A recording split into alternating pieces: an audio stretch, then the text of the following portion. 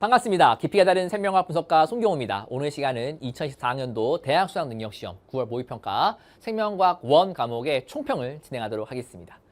자, 일단 여러분들 시험 보시느라 굉장히 고생이 많았습니다. 여러분들 힘들었죠? 그쵸? 체력적으로도 힘들었을 것이고 심적으로도 많이 힘들었을 거예요. 시기가 시기인 만큼 굉장히 힘들었을 것 같은데 수시는 또 어떻게 써야 되는지, 수능 원서 접수했는데 내가 맞게 선택한 것인지, 그리고 이제 D-100 얼마가 아니고 이제 줄었죠. 두 자리 때. 그 압박감이 엄청났을 거예요. 그래서 심적으로 부담스러웠을 때다가 체력적으로도 만만치 않습니다. 국어, 수학, 영어까지 친 다음에 한국사 치고 생명과학 과탐을 보러 들어오잖아. 게다가 그런 체력적인 상황에서 심적으로 부담까지 있는데 이 출제 기조가 중간에 한번 좀 우당탕탕 하는 바람에 도대체 어떻게 나올 것인가, 그것 때문에 스트레스 많이 받았을 것 같아요. 그래서 시험 자체는 굉장히 힘들게 치는 것이 맞다. 그리고 시험장에서 시험을 치면은 당연하게 어려워요. 왜냐면은 정답에 대한 확신이 없으니까. 당연하게 내가 정답지를 모르는 상태에서 시험을 치기 때문에 당연하게 어렵습니다. 집에서 공부할 때는 달라요. 그래서 시험 자체는 굉장히 힘들고 어려웠을 것이다. 근데 좀 이따 말씀드리겠지만은 그렇게까지 많이 어려운 시험은 아니었어요. 객관적 난이도가 평이했습니다. 그래서 여러분들이 이제 지금 치고 온 9월 모의평가 어떤 의미가 있는지, 그리고 어떻게 나왔는지 좀 분석을 해야 될 거 아니야. 그 분석 좀 해드리고요. 여러분들이 이제 남은 기간 동안에 어떻게 공부해야 되는지를 같이 좀 말씀을 좀 드리고자 합니다. 알았죠?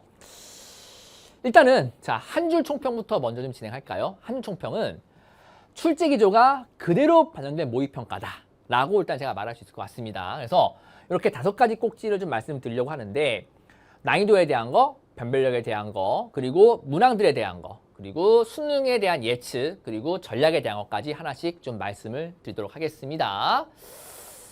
난이도부터 평균적인 9월 모의평가보다는 확실하게 쉬웠다라고 할 수 있습니다. 이게 쉽다라고 하는 게 아까도 말씀드렸지만은 여러분들이 시험장 가서 막 쉽다라고 느낄 정도까지는 잘 모르겠어요. 어떤 친구는 쉬웠다고 느낄 수도 있겠고 어떤 친구는 어려웠다고 느낄 수도 있겠죠. 근데 객관적으로 봤을 때에는 분명히 평이했다라고 제가 말할 수 있을 것 같습니다. 그래서 중정도 잡았어요. 올해 6월 모의평가보다 어려웠습니다. 올해 6월 모의평가는 사실 난이도가 없는 거나 마찬가지예요. 여러분도 아마 기억할지 모르겠지만은 이제 6월 모의평가 친 다음에 그 당일 혹은 그 다음 날 채점들 했잖아. 채점을 전부 다 이제 온라인 교육 사이트가 했을 거라고, 강의 사이트 가서.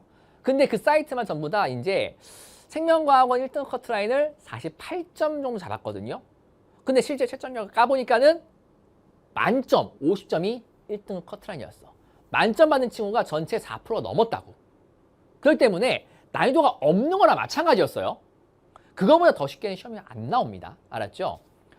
그리고 6월, 9월 수능으로 갈수록 학생들이 공부를 많이 하니까 당연하게 그 수준 맞춰가지고 문제 내려면 당연하게 난이도가 올라갈 수밖에 없어요. 근데 6월 모의평가보다는 그래서 어렵다는 거지만 그래도 평이하다는 거야.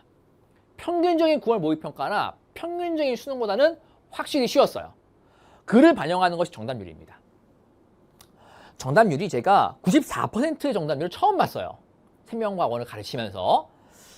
그리고 나머지 이제 비유전 파트, 개념 파트 문제들, 개념형 문항들이 정답률이 그래도 가끔 가다가 분포가 높으면 한 85? 정말 이제 쉬운 문제는 89나 90 가는 것도 있었는데 대부분 가장 쉬운 게 85나 한 80 정도. 그리고 70% 좀 있고요. 60% 좀 있고요. 그리고 50, 40으로 가는 문항들이 한두 문항씩 껴 있었거든요. 근데 이번 개념형 문항들은 70% 밑으로 정답률 내려간 문항이 딱 2문항입니다. 6번과 18번. 그걸 제외하고는 전부 다 80% 이상이에요. 정답률들이. 그리고 추론형 문항들도 어렵게 안 나왔습니다. 보통 막 추론형 문항 어렵게 나오면은 작년 수능 같은 거 생각해봐. 정답률 18%짜리 있었어. 20%짜리 문항이 3문항이었다고. 근데 올해는 그런 문항 없고요. 20%대 한 문항 있습니다. 나머진 30%대, 40%대, 50%대예요. 그러니까 전반적으로 문항이 쉽게 나온 거죠. 초고난도 문항 하나도 없었습니다. 좀 이따 출제 기조 말씀드릴 때 같이 말씀드릴 거예요. 출제 기조 때문에 예측되었던 거죠. 그래서 이 객관적 난이도, 그런데 체감 난이도, 물론 이 체감이라고 하는 거 사람마다 다르겠지만은 평균적인 체감 난이도 봤을 때는 중정도였을 것 같다. 개념형이 조금 새로워 보일 수는 있어요. 근데 전부 다 기출의 변형입니다. 변형이고, 그리고 추론형 문항들이 한 단계씩 생략돼 있어요. 혹은 두 단계 정도. 그래서 문항을 풀다가 이 정도밖에 안 풀었는데 다 풀렸어? 라는 느낌 때문에 생각보다는 여러분들이 쉽게 느꼈을 가능성이 좀 높습니다. 출제 경향은 난이도를 낮추다 보니까는 변별력을 확보해야 되거든요. 그래서 변별력을 확보를 위해서 노력하는 흔적이 보여요. 문항 구성이 13 플러스 7입니다. 개념형 13, 추론형 7. 이게 작년 수능하고 똑같아요. 6월 모의평가는 15 플러스 5였죠. 근데 13 플러스 7이란 말이야. 추론형 문항을 두 문항 좀 늘렸어요. 그러니까 변별을 조금 더 해보겠다는 의미입니다. 주요 문항은 개념형은 8번이나 18번, 추론형은 10번, 11, 12, 13, 15, 17, 19번인데 뒤에서 한 번씩 보여드릴 거에서 이런 것들이 좀 주요 문항 같다라고 하는 거. 6번 문항도 개념형의 주요 문항에 해당하긴 하는데 제가 조금 더 집중할 문항을 8번하고 18번을 고른 이유를 좀 이따 말씀드릴 겁니다. 자, 그래서 변별력 확보를 어떻게 하려고 했느냐. 일단은 6월 모의평가와 출제량이 거의 비슷해요. 이미 3월에 교육부에서 발표했죠. 초고난도 킬러는 배제하겠다. 그것 때문에 전반적인 난이도의 하락은 이미 예상이 되었던 거예요. 근데 실제로 정말 그렇게 초고난도 킬러가 빠질 줄은 몰랐지. 매년 평가원과 교육부는 항상 너무 막 어려운 킬러 문제는 지양을 하고 학교 교육과정 내에서 그리고 EBS 연계제를 충실하게 푼 친구들이라면은 충분히 풀 수 있게 문제를 출제했습니다라고 항상 얘기를 했어요. 항상 얘기를 하는데 항상 나오는 시험지는 그렇지 않았지. 좀 수능형들이 많이 어렵게 나왔단 말이야. 근데 올해 6평은 진짜 그렇게 나온 거야. 그래가지고 다들 9월 모의평가도 그렇게 나오긴 하겠네. 근데 생명과학은 너무 쉬웠단 말이야. 변별이 안 됐어. 만점자가 전체 4%예요. 너무 변별이 안 됐는데? 그래가지고 등급 변별을 위해서 여러 가지 자료들을 투입한 겁니다. 그래서 나름 새롭게 보이는 6번과 8번 개념형에서는, 그리고 지엽적이면서 계산이 좀 들어간 문제가 16번과 18번을 넣으면서 조금의 변별을 하려고 노력을 했다. 그리고 추론형을 좀 늘리면서 변별을 하려고 애를 많이 썼다. 자, 그래서 단원별 배분을 보시면은 먼저 좀 뒤에 더 말씀드리기 전에 생각보다 5단원 문항이 한 문항 늘었어요. 이런 경우는 잘 없었는데 이게 실제 수능으로 이어질지는 좀 봐야 되겠지만 보통은 2, 7, 6, 4시거나 혹은 뭐 2, 1, 8, 6, 3이거나 이런 게 나왔는데 5단원 문항이 4문항 나온 게 처음인데 의미가 있는 건 아니에요. 이게 추론형으로 4문항 나온 것이 아니고 다 쉬운 개념형 파트들 문제에서 좀 문항수를 조정하고 있기 때문에 큰 의미는 없다. 하지만 5단원 문항이 좀 더 나올 수 있다라고 하는 거는 생각은 좀 하자. 자, 문항별 심층 분석을 좀 해보면은 개념형 문항들, 일단은 제가 누누이 말씀드리지만 기출에 꼼꼼한 분석이 필요해요. 개념형은 마지막까지 기출입니다. 사실 나올 수 있는 자료는 다 나왔어요. 다 나왔습니다. 왜냐면은 지금 현행 생명과학원 교과서에 있는 그 범위를 가지고 벌써 수능을 한 20년 정도 쳐왔기 때문에 그 주제들을 가지고 만든 문항들이 거의 다 나왔어요. 거의 모든 애들 다 나왔다고. 때문에 문항을 만들 때 조금 여러분들 당황시키기 위해서 무언가 새로운 자료를 갖고 오지만 기존에 다른 주제에서 썼던 그래프를 좀 바꿔서 갖고 온다거나 두 개의 문항을 좀 섞는다거나 그런 식으로 좀 새롭게 보려 하기 때문에 기출이 굉장히 중요해. 그래서 마지막까지 기출이야. 여기 나와 있는 모든 문항들, 특히 뭐 6번 문항 빼고 나머지 개념 문항들 전부 다 추론도 마찬가지인데 기출에서 안 나온 게 하나도 없어요. 다 기출입니다. 그래서 기출을 빠르게 푸는 자가 무조건 시험지를 지배할 거예요. 여기를 얼마나 빠르고 정확하게 푸느냐에 따라 가지고 추론형을 풀 수 있는 시간이 생기는 거니까. 그래서 제발 기출을 마지막까지 놓지 마라. 변형된 문항들도 많이 풀어보시고. 주목할 개념형이 6, 8, 18번인데 6번과 8번은 호르몬의 과다와 결핍 조건, 요거 결핍 그리고 조건 들어가는 거, 그리고 18번은 시간 끌기용인데 이런 것들을 얼마나 빨리 처리할 수 있는가. 하나씩 보자면은 6번 문제 같은 거는 요거 이제 우리 개념형 문항 중에서 가장 정답이 낮습니다. 이투스 집계로 59%인데 이게 처음 나온 건 아니에요. 다른 혈당량 파트에서 나왔었고 호르몬에서도 3차 파트에서도 다른 식으로 보여주긴 했었거든요. 분석 방법이 똑같습니다. 근데 그 분석을 아직까지 좀 잘 못하는 것 같아. 그래서 기출을 풀어보시면서 그런 분석 방법들을 좀 정확하게 좀 파악하시기 바라고. 8번은 요거는 평가원이 처음 낸 스타일이에요. 처음 낸 스타일인데 표를 2개 준 게 처음 나온 게 아니고요. 티록신에 대해서 어떤 거가 이제 문제 생겼을 때 어떻게 나올 것인가에 대해서 이게 2021학년도인가 한번 그래프로 나온 적이 있었는데 이런 식으로 뭐가 원인 돼가지고 어떻게 투여했을 때 어떻게 바뀐다라고 하는 것까지 이런 근데 내용들은 내신에서 워낙 많이 나왔어서 여러분들 잘 풀긴 했지만은 여기는 조금 더 어려워질 여지가 있기 때문에 여러분들이 이런 스타일들은 좀 잘 볼 필요가 있겠다라고 하는 거. 18번은 방영구 문제였는데 사실 여기서 전체 개체수나 전체 방영구수 탑을 줬으면은 그렇게까지 문제가 될 만한 것들은 아니었어요. 좀 계산이 지저분해서 그렇지. 그걸 다 더한 다음에 하나씩 나눠봐가지고 어떤 것이 상대 밀도고 어떤 것이 상대 빈도고 어떤 상대 피톤지를 결정하는 거기까지만 좀 빨리 했으면은 문항을 풀기 좀 수월했을 것 같은데 그게 좀 귀찮았지. 그러니까 산수 문항인데 이거는 조금 좀 그렇지 않나. 산수를 시키는 건 좋지만 2-3개 정도 산수를 시키셔야지 이렇게 계산을 끌게 만든 건 좀 그렇지 않았나라는 생각이 드는데 뭐 어떻겠어. 평가원이 냈는데 우리는 따라가야죠. 우리가 이런 것들도 한 번쯤은 체크해보기 바란다. 자, 근데 제가 좀 더 말씀드리고 싶은 거는 개념형이 아니고 추론형이에요. 자, 여러분들 결국 시험지의 난도를 결정하는 거는 추론형 문항들이 얼마나 어렵게 나왔냐는 겁니다. 근데 이게 유평도 그렇고 구평도 그렇고 높지 않은 난이도로 하향 평준화가 되고 있어요. 그러니까 난이도가 평준화돼가지고 높아지는 것이 아니고 점점점 낮아지고 있습니다. 그래서 이미 예상되었던 거잖아.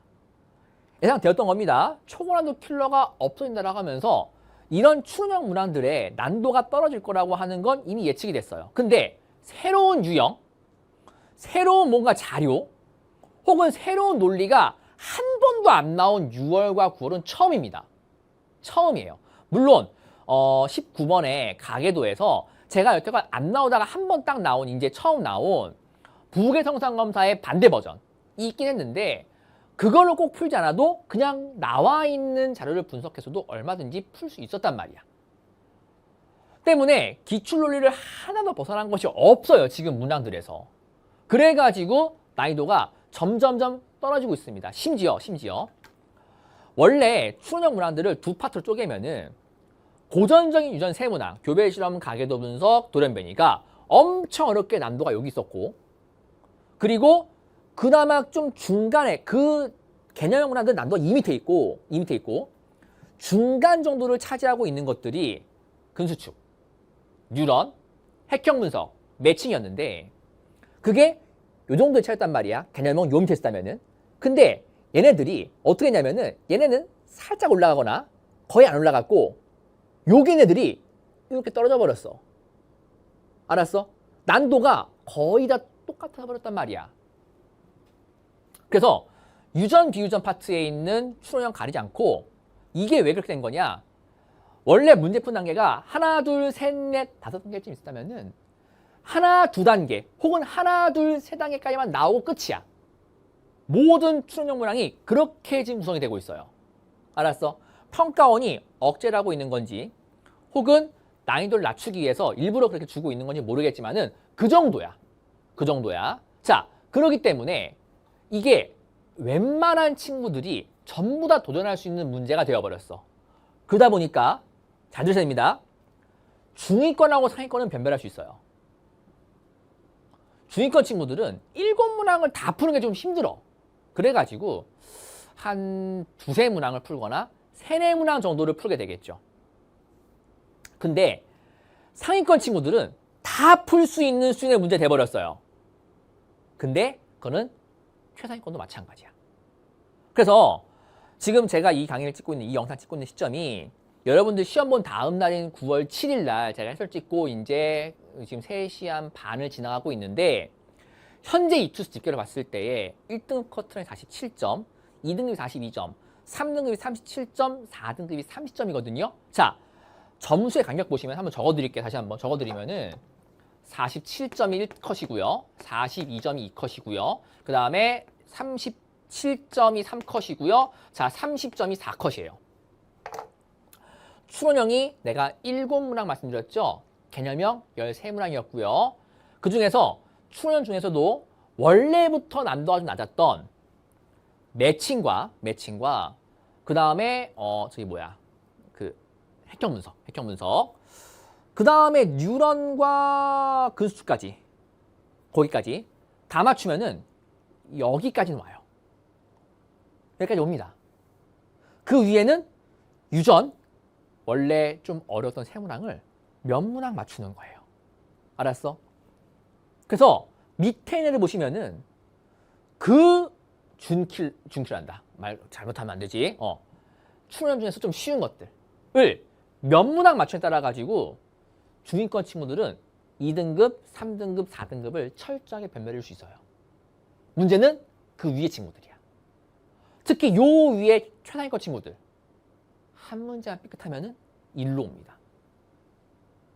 그러니까 실력이 아니고 시험장에서의 나의 컨디션과 운에 따라 가지고 이게 결정이 돼 버리는 거예요.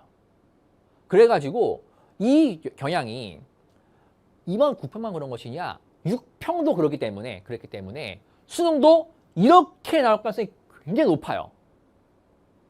알았어? 그래서 어느 정도 추론형 문제 풀 수 있는 친구들이라면은 제가 뒤에 말씀드리겠지만은 다 풀 수 있어요. 다 풀 수 있어야 돼. 그래야지 내가 원하는 목표로 갈 수 있을 것 같아.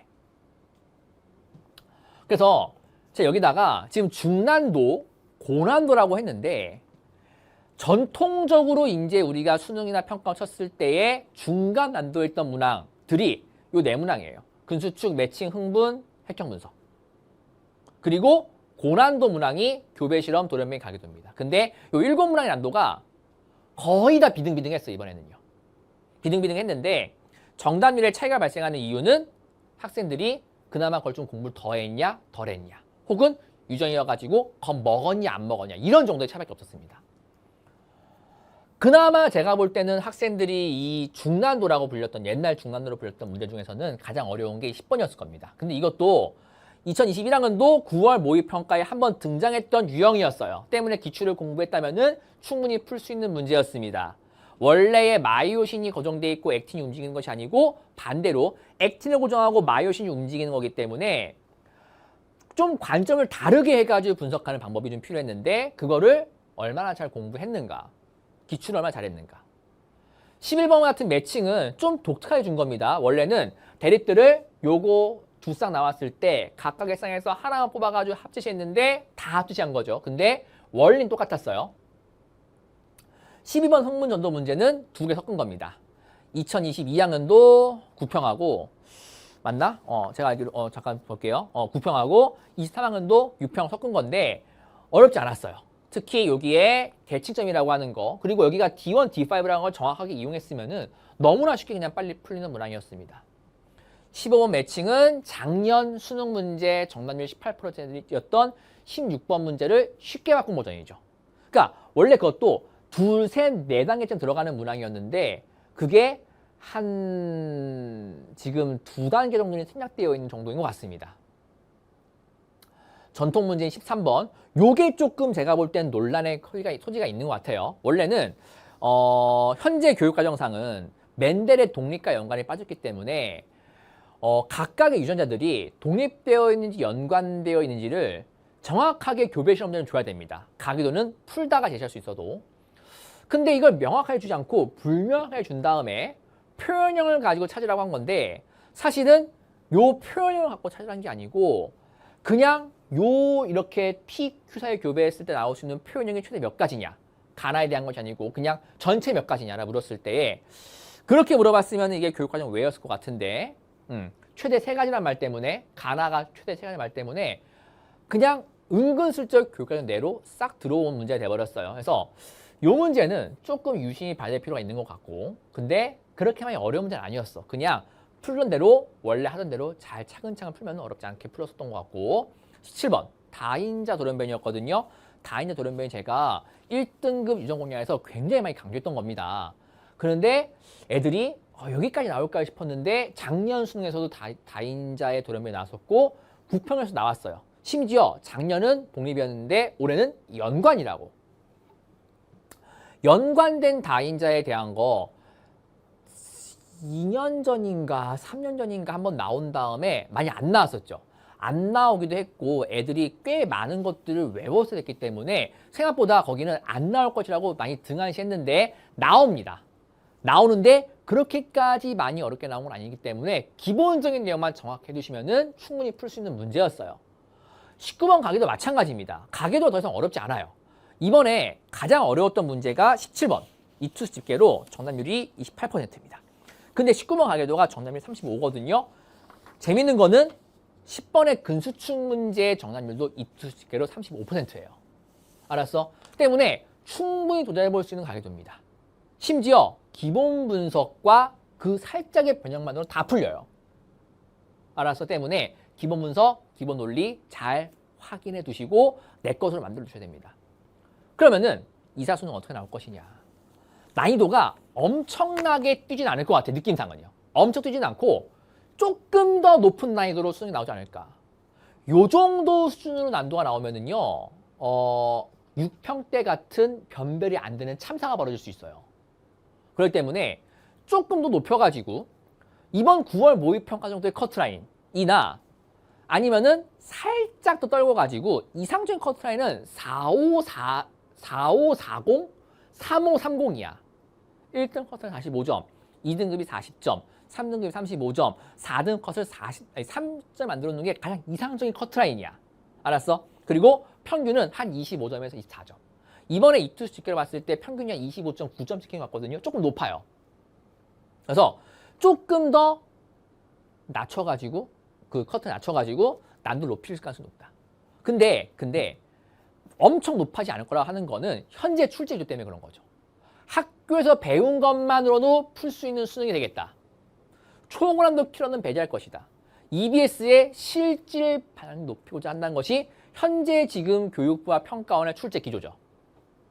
때문에 그 출제 기조에 맞는 수능을 낼 가능성이 굉장히 높아요. 6평과 9평은 그거의 예고편이었던 거에 불과합니다. 그래서 이번 수능도 엄청나게 높은 난도는 아닐 것이다. 6평과 9평 마찬가지로. 단 방금 말씀드렸다시피 조금 난도 올라갈 것이다 라고 하는 거, 그리고 전반적인 난도가 살짝 올라갈 거예요. 그 전반적 난도를 어떻게 올릴 것이냐면 제가 볼 때는 개념형은 기출 같지 않은 기출을 만들 겁니다. 그래서 지엽이나 함정형이나 시간을 좀 많이 쓰게 만드는 것들을 좀 낼 거고요. 그리고 새로운 관점의 문항들을 조금 제시할 수도 있어요.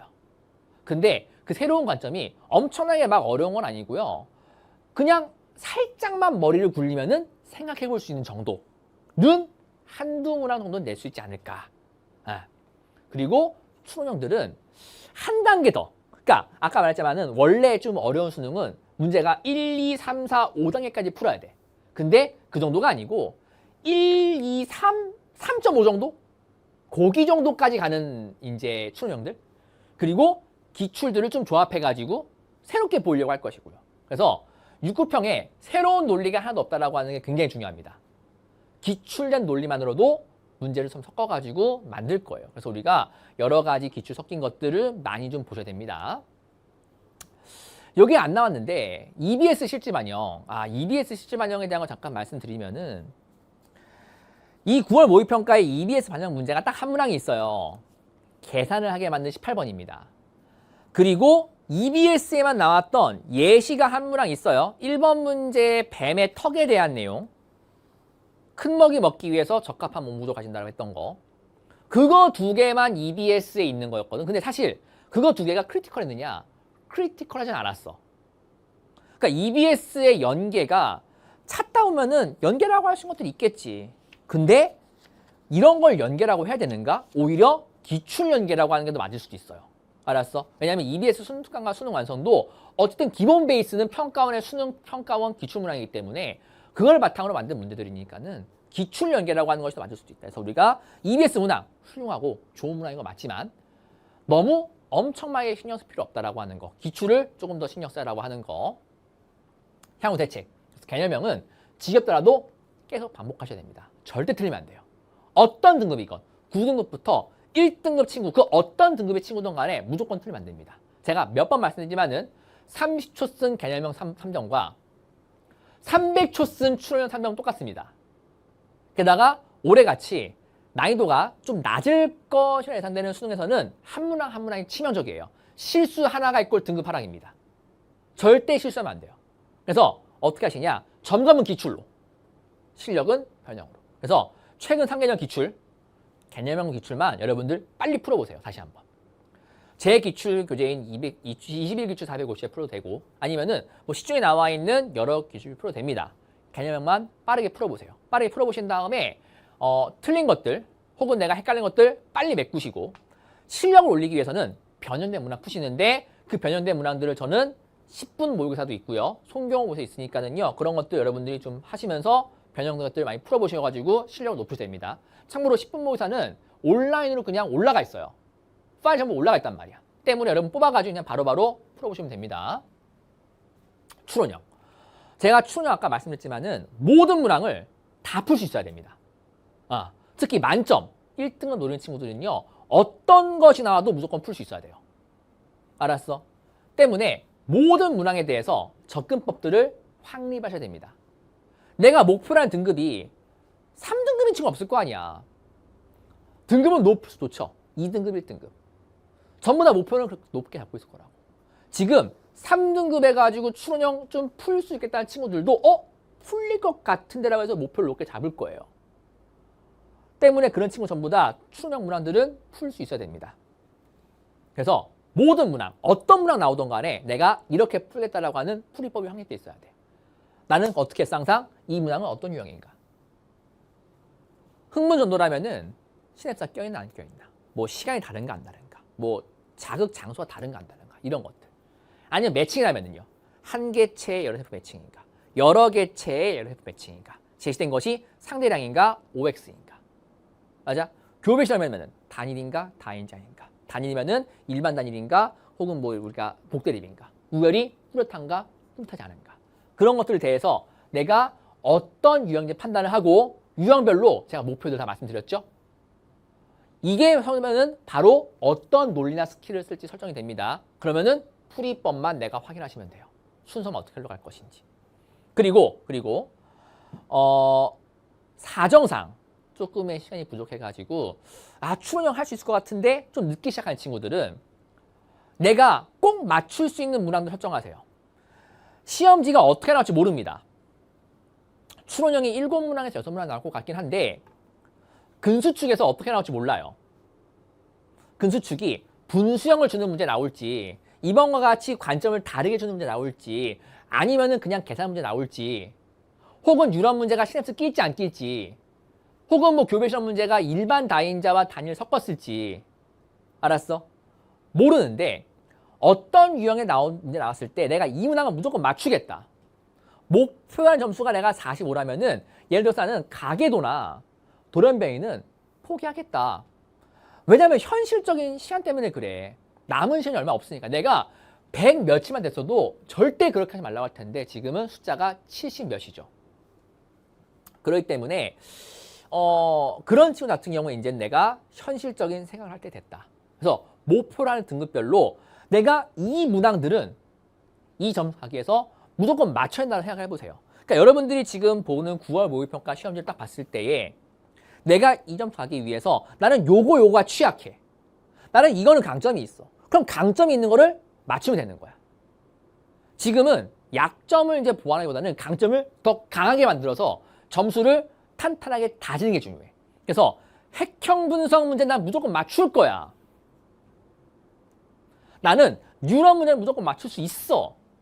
나는 그게 강점이거든. 라면은 그거는 무조건 맞출 수 있도록 꼭 해놓는 겁니다. 근데 시험장 갔을 때 물론 올해는 그럴 것 같지 않지만 정말 뒤통수를 때리는 문제 나올 수 있어요. 정말 문제가 엄청 어렵게 나올 수 있습니다. 그러면은 컨텐전시 플랜으로 비상계획으로 이거를 포기하면은 이거는 맞출 수 있겠다라고 하는 것들 몇 개는 설정해 놓으셔야 돼요.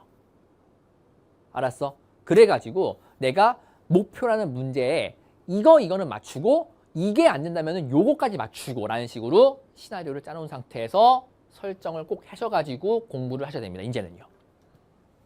그래서 정규 커리큘럼이 이렇게 되어 있는데 거의 다 끝나가고 있죠. 모의사도 있고요. 24회 정도. 자, 등급별로 5등급 이하는 개념부터 빨리. 지금 4등급 커트라인이 30점대야. 개념형 문항 13 문항이고 추론형 문항이 7 문항이거든. 그러면은 50점을 13대 7로 쪼개면은요. 어떻게 되냐? 22니까 2.5에 3이니까 7이니까는 15점, 18점. 추론형 문항 다 포기하고 개념만 다 맞춰도 4등급 안으로 들어와. 그 중에서 추론 중에 좀 쉬운 것들, 핵형 분석이나 매칭 정도 맞추면은요. 충분히 3등급이 올라온다고. 못 맞출 문제도 아니라고. 단 개념을 정확하게 해야 돼. 거기서 한 문제 삑하면 안 됩니다. 때문에 개념을 정확하게 그리고 기출을 달달달. 이런 친구는 지금 아직 늦지 않았습니다. 30일 개념, 20일 기출 빨리 하시고요. 플러스 5업 유형 공략이 있습니다. 뉴런과 근수축.